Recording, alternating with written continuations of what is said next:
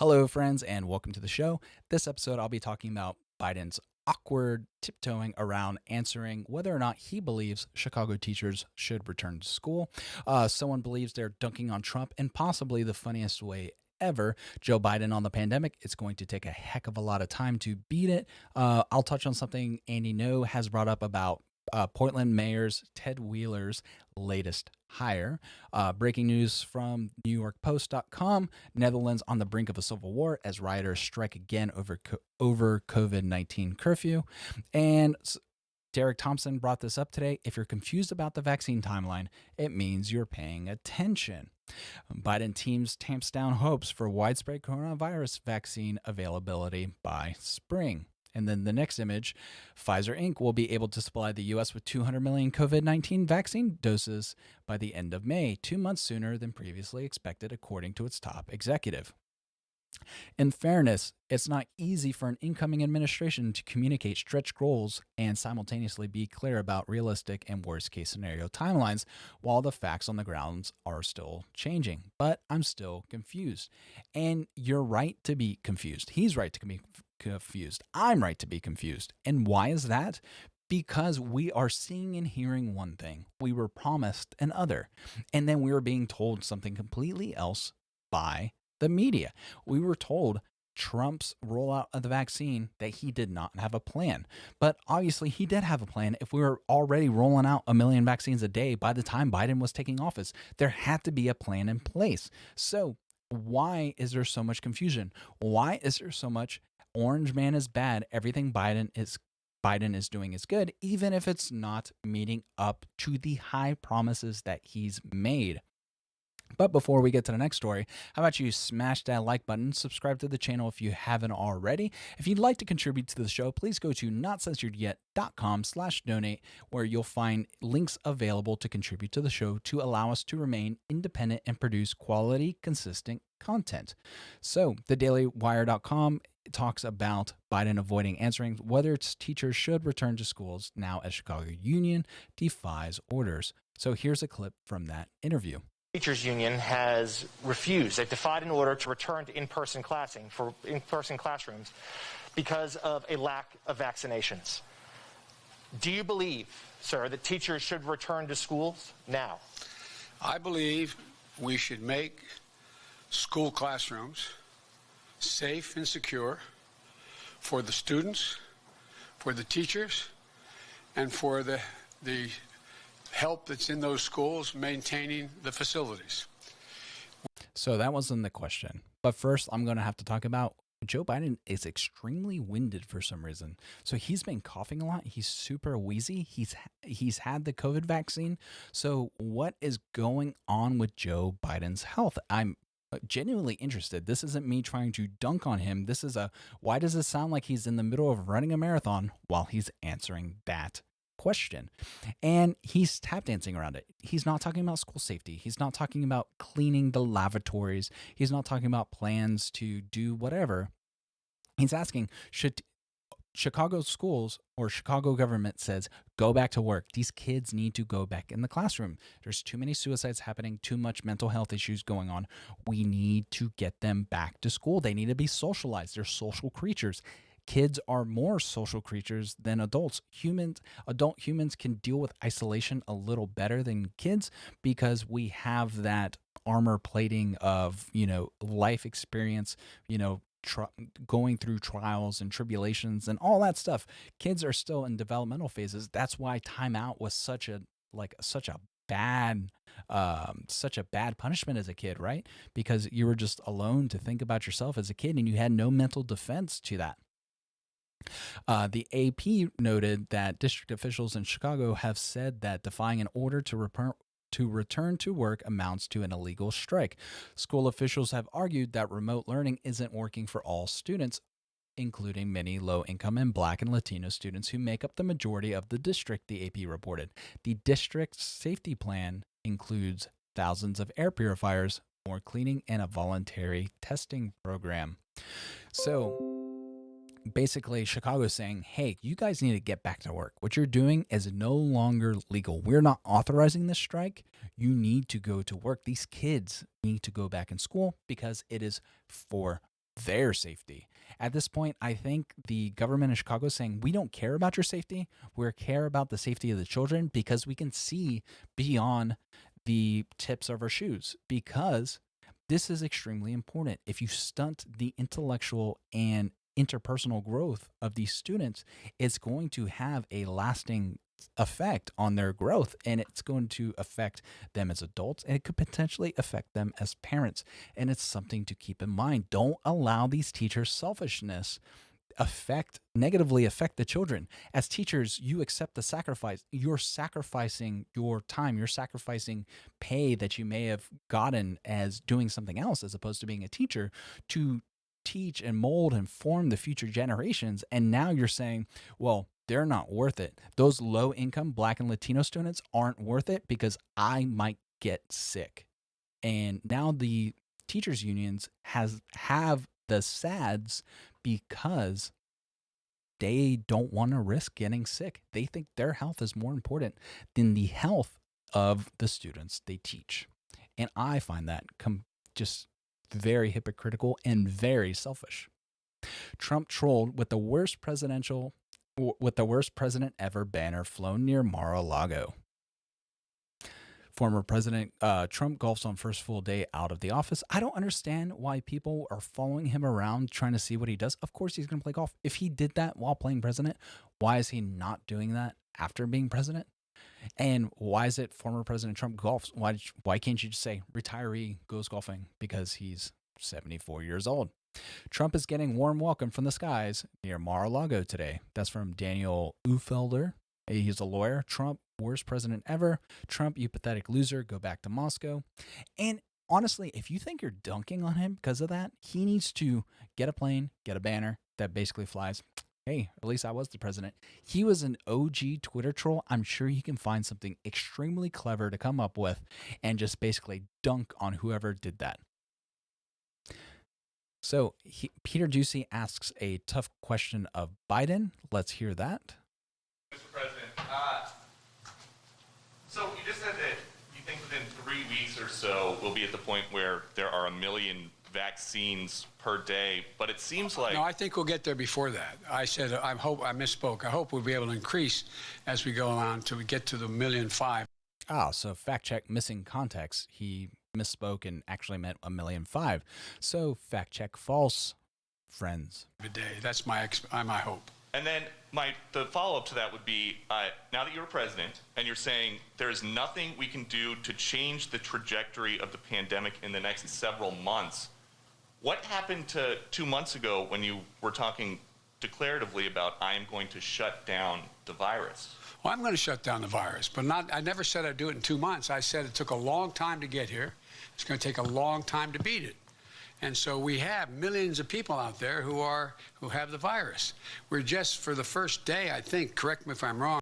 And then he talks about people not wearing the mask enough, people that weren't following the guidelines around New Year's and Christmas, and how that was negatively affecting the numbers and how the numbers are now going down for the first time. And he's right, the numbers are going down. But remember, the numbers are also going down and the test is less sensitive. So things that would have been a false positive is no longer a false positive. It's most likely just a negative now. You make the test 10 cycles less sensitive, it's going to pump out less positives. Just that's science, whether you like it or not. I'm not even a scientist, and I understand that concept. But Ducey brings up a good point. He says, you made these bold promises. You said you were going to crush the virus. And now you say, well, it's going to take longer than 2 months. Well, how long is it going to take? Because when Trump said, well, it's going to take time, everybody busted his coin stack because they said it's just taking too long. Trump kept making mistakes at the beginning, and he did keep making mistakes at the beginning. And one of the biggest mistakes he made was not firing Dr. Fauci. Dr. Fauci makes more money than President Joe Biden does through his salary in the White House. And not a lot of people know that. And so my issue with that is, if he was the most competent person, if he was extremely competent at what he does, he would go from that government position into a corporate job making millions of dollars. But he's probably not a competent individual, and that's why he works in the government. That's the way it works. Most corporate bureaucrat or government bureaucrats are not competent enough to be at an equivalent position in the private sector, unless you are a general or something in the typically you see that with your cabinet level picks, you see that with generals in the military, but even then those people are groomed when they're young in their 30s and 40s, and then by the time they're in their 50s and 60s, that's when they have a lot of power. That's why you have the new Secretary of Defense, I believe, was on the board of Raytheon up until recently. So Dr. Fauci, I don't believe is actually competent enough. People say he's the top expert in his field. I don't believe so. I just think he's the top bureaucrat in his field. The top expert in their fields are probably going to be at the universities. They're going to be at these corporations, the individuals making millions and millions of dollars doing the same exact job Fauci does. But they work for a private corporation and they work their way up through capitalism, through basically proving that they're the best person for the job, as opposed to the person who's been in the job for, like 40 years. He's been advising presidents. So basically, he's been at the top. He's been advising presidents since Ronald Reagan. So what is that? 35 years he's been at that job since he's been at the top. That's ridiculous that he makes that much money. He's had that job for that long. And people want to take his word as oak, like nothing he can do no wrong. There's a weird fetishization that's going on with him. Basically, people sexualizing Dr. Fauci because of whatever. Now that Fauci's free, he's Fauci Unchained. But they forget Fauci at the beginning said, don't wear a mask. And then he said, well, I lied about wearing a mask because we needed that for healthcare workers. And then he said, well, I think we need this amount for herd immunity for vaccines. And he said, well, actually, I lied about that. I think we are going to need more vaccines because I lied about that. And it's actually probably going to be a higher number. So he doesn't have the best track record with honesty. And worse yet, he doesn't acknowledge the fact that he said something different in the past. He's like, he doesn't even acknowledge that he says something different. He's like, well, this every day it seems to be he wakes up and whatever he does that's his history. There is no past. It's only the present, which is pretty zen and is probably why he probably can deal with the avoiding mental dissonance.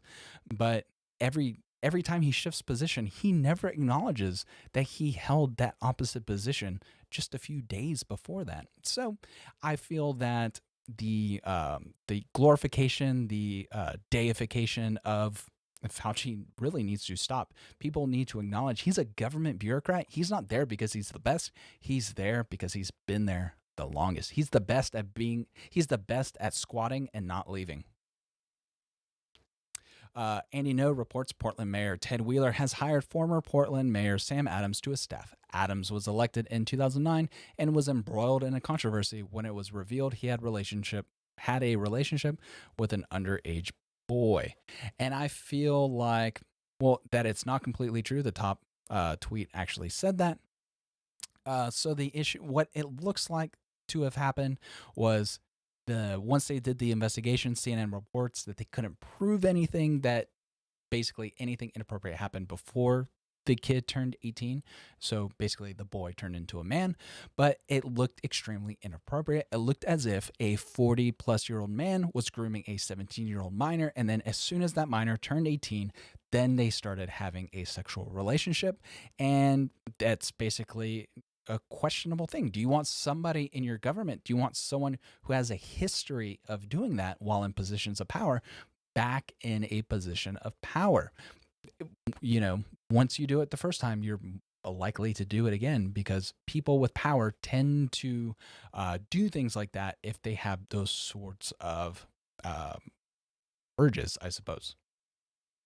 Netherlands on the brink of a civil war as rioters strike again over COVID-19. Curfew.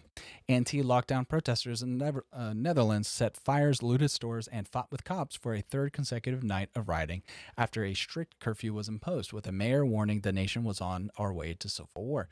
At least 184 people were arrested during Monday night's ongoing riots, as at least 10 cops were injured, as some police in some cities fought back with water cannons and tear gas, officials said. So far, rioters have struck in at least 20 cities and towns across the Netherlands since Saturday, when the nation was forced into its first curfew since World War II, so like in 75 years. That's bananas. We haven't seen so much violence in 40 years. Cohen Simmers of the police trade union NPB said on the television program News Hours. Monday's violence left a trail of looted shops and burned cars in cities including Rotterdam, The Hague, and the capital, Amsterdam, as well as a town close to it, Haarlem, according to the agents Franse Presse. So here you see the police arresting a man, or at least detaining a man. His forehead's all cut up, and there's blood all over the ground. With facial cuts, it's really hard to say if that's like a deep cut, if that's a major injury he sustained. Maybe it could just be a superficial wound, but face wounds tend to bleed a lot. So it's just hard to say how rough the police were. You see a KFC all beat up. I guess some people wanted some chicken. You see a motorcycle or a Vespa on fire. You see the police with looks like riot shields or trash can lids holding that up. A large group of riders see confrontation with the police, pelting them with stones and fireworks on the Rotterdam. And then the article talks about the other civil unrest happening in other countries as well. In Denmark, demonstrators hurled rocks and fireworks at police with 5 people arrested over the weekend. In Copenhagen, with marchers chanting, "We have had enough." In Spain, more than 1,000 protesters gathered in Madrid, prompting police to issue more than 200 citations, the Express said.